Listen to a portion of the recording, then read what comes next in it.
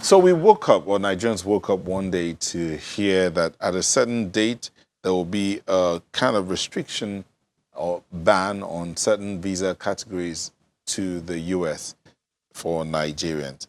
All manner of reactions have trailed that declaration by the US president. Some angry, some justifying the ban. But at the end of the day, the federal government of Nigeria has continued to have conversations with the US government, and in a bid to address these issues raised by the US government on travel restrictions, the chairman of the Presidential Committee on the Citizen Data Management and Harmonization, the Minister for Interior, Rauf Aregbesola, says Nigeria has complied with most of the issues concerned raised by the US, which include, but not limited to, the uploading of 700 stolen or lost passports on the Nigeria Immigration Service database.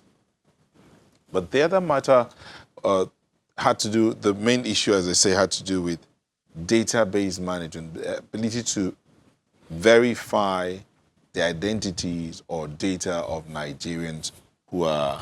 That you are who you say you are. Yeah, who are migrating or emigrating to the US. Now, again, that ban or restriction was for certain categories of visas. But we want to look at solving that matter of verifying the data of Nigerians. Do we have a robust platform?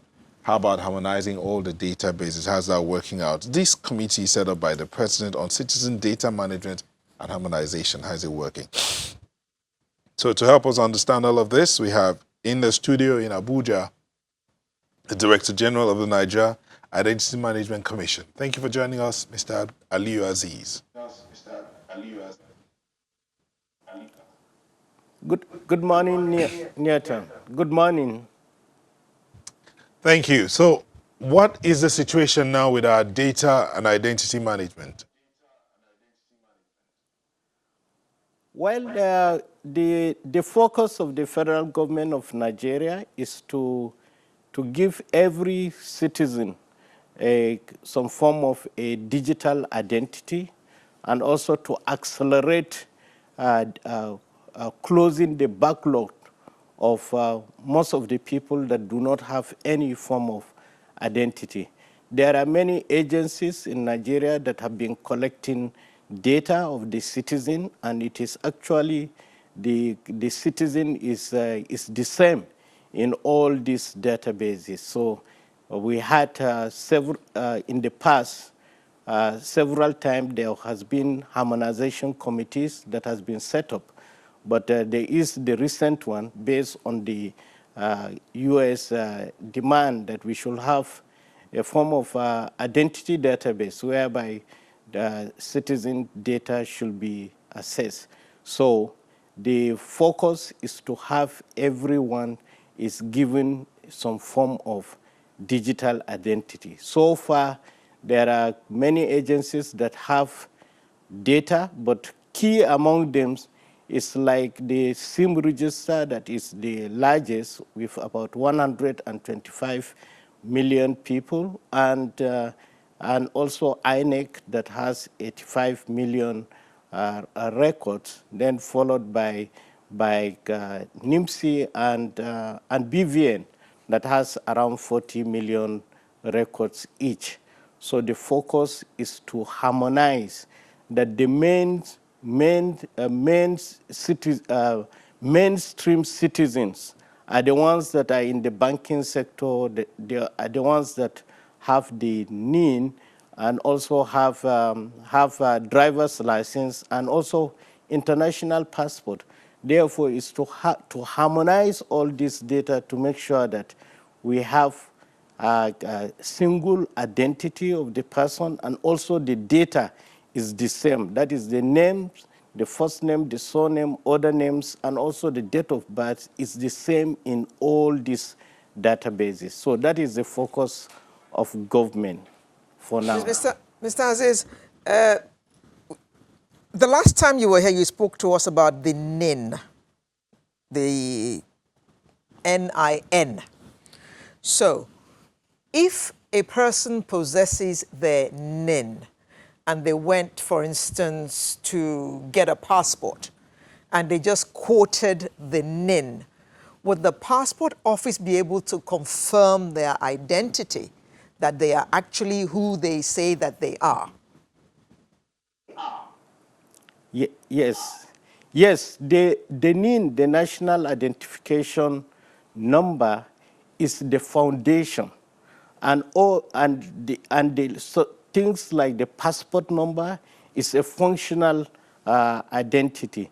Therefore, you need the NIN before you go and get the passport. And right now, if you go to the passport office and you give them your own NIN, they will be able to verify that you are the same person.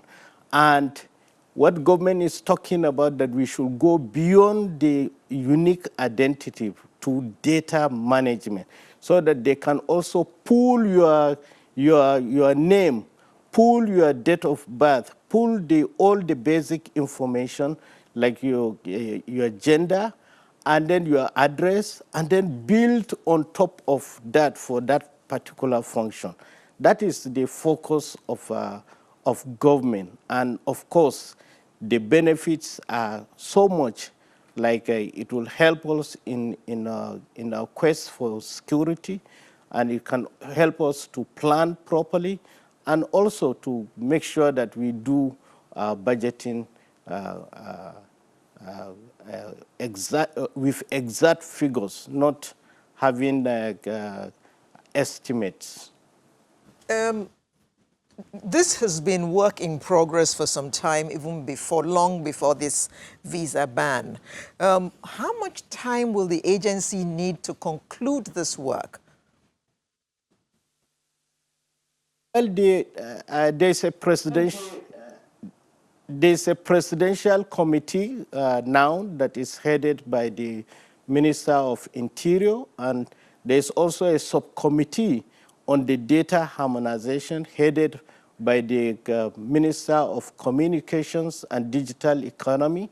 And there are targets that is being worked out, in the sense that if all the agencies are working together and there is strengthening and also proper supervision, then we suppose that before the end of the year, the backlog must have been harmonized.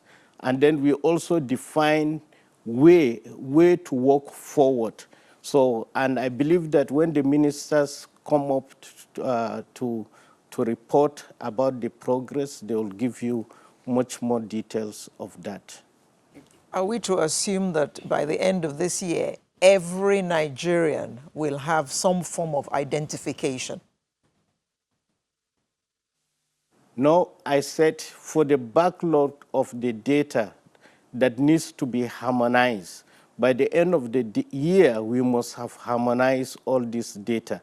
But enrolling, giving the unique identity to every Nigerian, right now we are at 40.9 million records. So the plan and also the approval of the World Bank board, that is 3 days ago, is to accelerate this so that in the next 3 to 5 years, then everybody must have that unique identification, because that is the big road of the harmonization. But the harmonization also requires that we move a step forward to also harmonize also the data in such a way that all government agencies should work harmoniously. Okay, Dr. Aziz, before this approval, the World Bank approval you talked about 3 days ago, the situation at the registration centers wasn't exactly too palatable, especially at that, there was a time for the JAM exams, it was as if there was madness trying to get registered for the NIN. Well, your agency rested that process, especially for the JAM or for the student, but it did not end the registration for NIN. Would this make any difference, and how quickly can people get registered now? Yeah. Well, as you rightly says, the JAM issue came up from last year. It has been announced very early that everyone needs to have the NIN if you are sitting for the JAM exam, and the JAM candidates are about 2 million people. So if we have been registering them from that January to this time around, then we will have covered everybody that is sitting for JAM.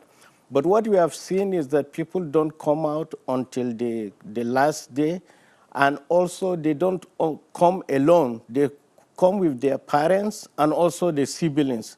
And you know the average size of Nigerian family is. So we estimated that about 10 million people that have been coming to our site at that within to 1 month period. And we have already said so that we have only about 1,000 centers, and it is not enough for the size of population of Nigeria. The standard has been that for every 50,000 people, you need a center. We are almost 200 million, and we needed minimum 4,000 centers. So the 1,000 centers were not enough. And I've mentioned that it is this approval that allows that we work as an ecosystem, that all functional databases too can capture the data. In addition, private sector agencies too can also capture the data, so that in essence we should have more centers. Like Population Commission has about 4,000 centers. INEC has about 8,000 centers. So if all these centers are capturing the data and issuing the NIN, then we wouldn't have any problem. And we plan that within the next 2-3 years or maximum, as the strategic roadmap says, maximum 5 years, we should have everybody enroll and given the national identification number. Okay. Why? Because it is the foundation. And we, as a country, we have been blessed country with natural and also human capital, so, but we never took security as an issue. Now that it is a security issue, we have to go back and build that foundation. And that is the focus of government. Let me take you back a little bit to talk about when you say harmonizing the data. Now, INEC has 8,000 centers you talked about for registration of Nigerians. And as at the last count, if I do remember correctly, INEC said they had about 80 million registered voters. If that data is correct, does it then mean, since NIMC has 40 million, by the time you harmonize your data, would it mean that those who were not registered on NIMC but are registered on INEC wouldn't need to register with NIMC anymore, but they'll just get their number? Is that what it means? It means that those that have already registered with NIMC and they are also in the INEC database or BVN or NCC, they don't need to register again. We should be able to verify with the data that they already have. Anyone that has NIN does not need to register again for any other registration. All they need to do is to present their NIN for every government service. But for people that already registered in those databases and they don't have NIN, then we will sort out the ones that the records are complete. We will just call them to reconfirm who they are, and we should be able to then reissue them their NIN based on those data. And that is what we have been doing with BVN, because BVN followed the complete standard as that of the NIMC. And we have, as I mentioned the last time, we enrolled, we harmonized about 14 million records of BVN. And also we are still in the process, and they have passed the remaining data to us, and we are harmonizing it at the background. So that is the one that we have done very well. But we have not yet done that of the INEC. We have also not yet done that of the SIM register. And that is what we are accelerating right now. Okay. Doctor, how do you verify, let's say a person walks up to one of your centers and wants to register. How do you verify that that person is a Nigerian to start with? And how do you verify the facts that the person gives your people? I mean by you, I mean the agency. A fundamental aspect of the national identification number is that it is issued to every citizen and every other person that is not a citizen that is legally resident in the country. Therefore, it does not confer citizenship. Therefore, whoever turns up in the center, that he must be registered and be given the national identification number. That does not mean that it confers citizenship on the person. NIMC staff do not have any way to find out whether the person is a Nigerian or not a Nigerian. That is the purview of the immigration. So whoever turns out, we will register the person and give him national identification number, and that number does not confer citizenship. So that is the fundamental. It is a foundation that we are building. It's better to have the data of every person than not to have data and some other people will use that to say, I'm not a Nigerian, therefore I'm not enrolling. No, the foundation must have every person's identity. Otherwise, we'll be creating loopholes to our security. So NIN does not confer citizenship, and registration is for every person. But what you're doing is you're creating a database to be able to trace everyone that's within the shores of this country? Not actually to trace, but actually to give to provide knowing who is who. That is to give you some form of identity. All of us, when we were born in the house, and then after certain days, we will be given a name. So a name is not unique within the nation. Therefore, we needed something that will make the person unique. And that is the number. And the number is derived from the biometrics and a label on the person.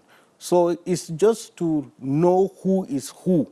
That is the foundation of every nation. Every sovereignty must require that.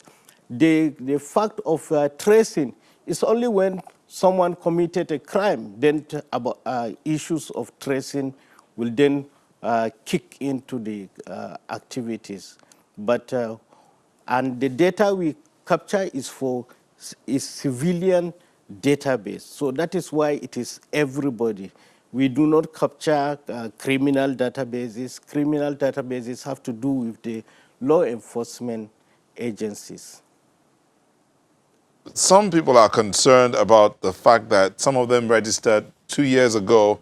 Until date, they've not received their NIN, not to talk about the ID cards. We'll take a moment. When we'll come back, you'll answer that question. How is it that some people that have been registered for a while now and have not received their national identity number?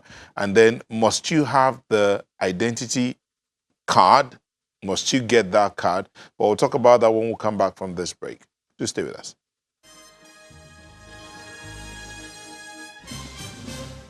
Thank you for staying with us. We still have the Director General of the National Identity Management Commission with us, and we're talking about database management. Dr. Aziz, before we went on that break, I was reading out a comment by Uche P, who says some of them had registered about 2 years ago, and they've still not received their national identity number. He's asking, why does it take forever for people to be assigned their NIN? How long does it take? And then those who've registered, is it possible to trace the status of their registration on your website? Okay, thank you very much. I believe that if you register right now, what we have done very well at the back end is to build a system that responds immediately. So if you register and there is no any problem, usually you'll get your NIN immediately. And a lot of people also get baffled with the speed at which the back end brings out the NIN. Internationally, everywhere, it is usually a batch process whereby it takes a minimum of 3 to 7 days to really reel out the NIN. But so far, with our 40 million records, and I believe that even when we reach 70 million records, we will be able to give the NIN instantaneously. And right now, it takes like 5 minutes maximum. If maybe we have issues, 1 hour, maximum 2 hours, you will be able to get your NIN.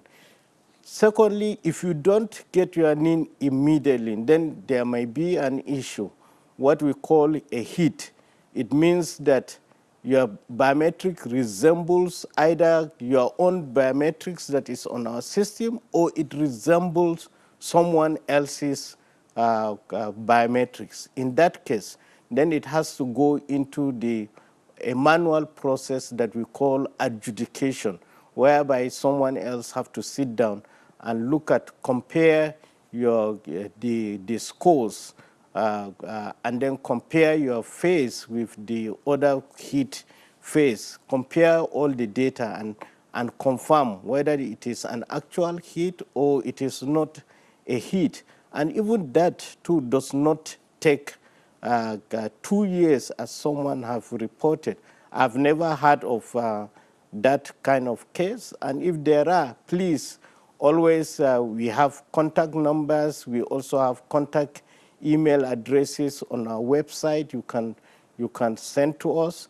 And in future, we will also, as you register, we give you a tracking ID.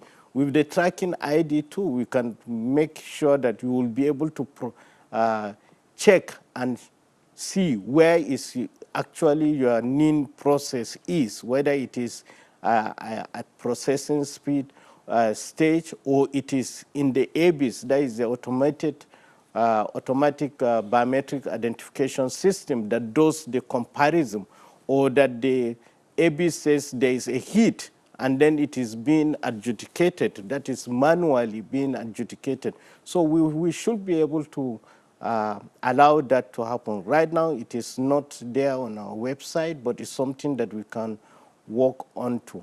So it does not take long. It doesn't take more than a day for the NIN to be produced. From now up to when we have 70 million records, we are comfortable with the back end, and we will be able to scale up the system before we reach that. So NIN is instantaneous as we speak.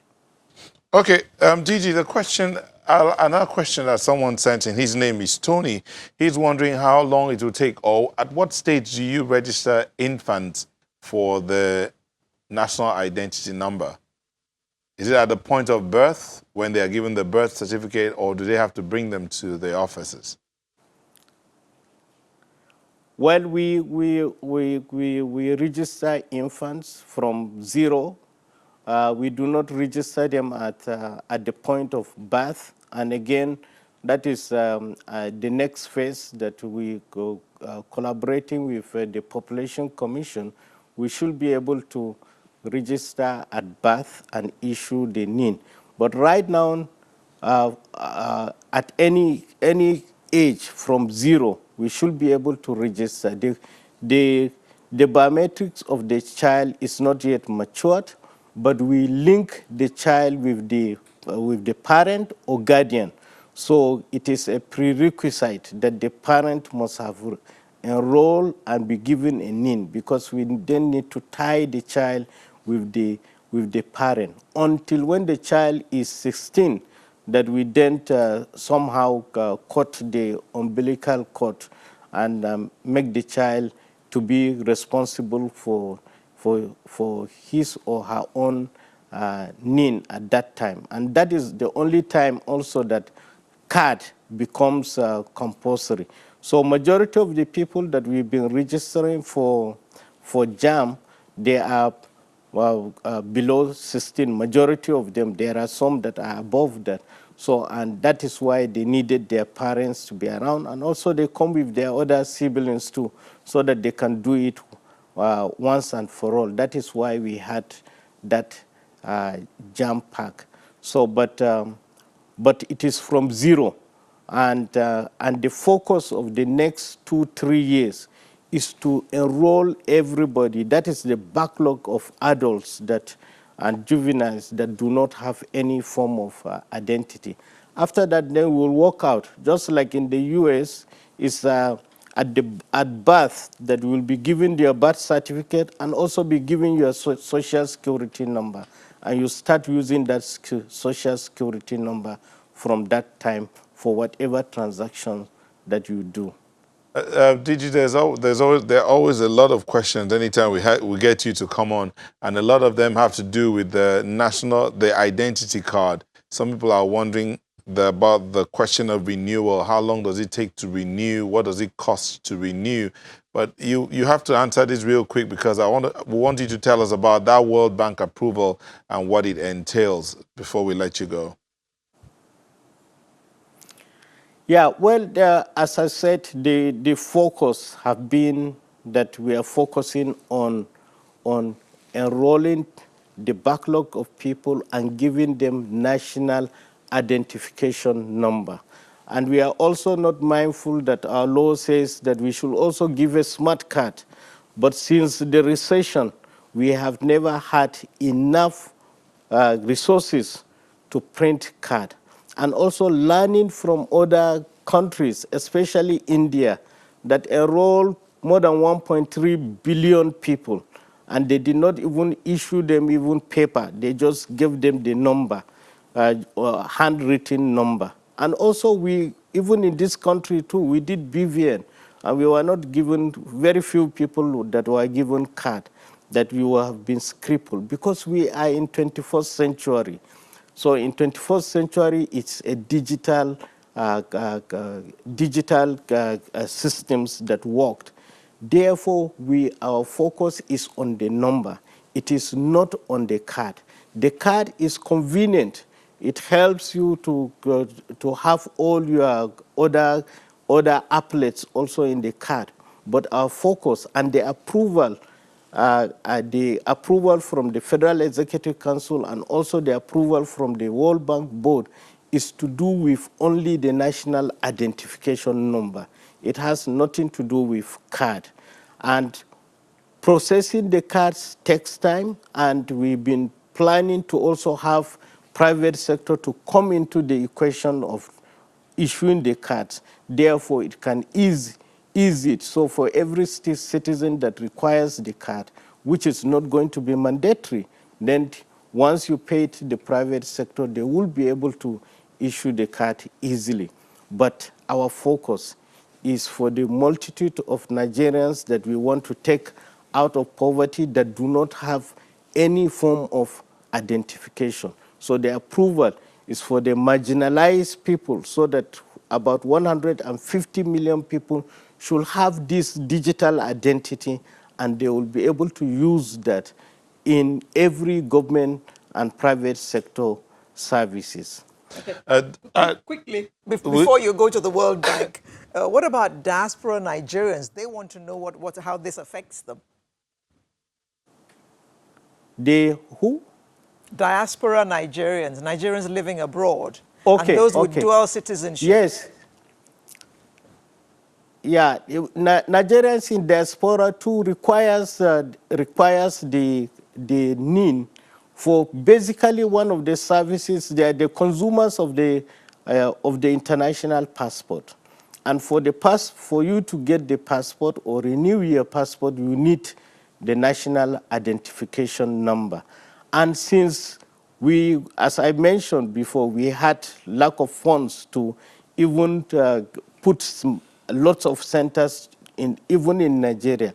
So what we did was to pick the private sector firms that are providing similar services, that have provided the BVN services, and also that are providing the visa and also passport services outside. We then license them and to provide that service. So first of all, is to give access. And then, so because it is private sector, they need to pay to get that service. So the first stage is to provide that access. And then we also understood that some of our Nigerians are unable to pay. And we believe that government in its own wisdom later on will target those people that are unable to pay and then give them the service. But the most important thing is to give the access so that there is right now access. There are many companies in all over the world that are providing this same service. Dr. Aziz, there are a lot of questions here piling up, so we would have to bring you back here real soon to answer them. And this time we'd like to have you in Lagos so that you'll be sitting here and answer all the questions that are pouring in for you. Thank you very much. Dr. Aliyu Aziz is the Director General of the Nigeria Identity Management Commission. Thank you for sharing this morning with us. Thank you very much, Nat. Thank you.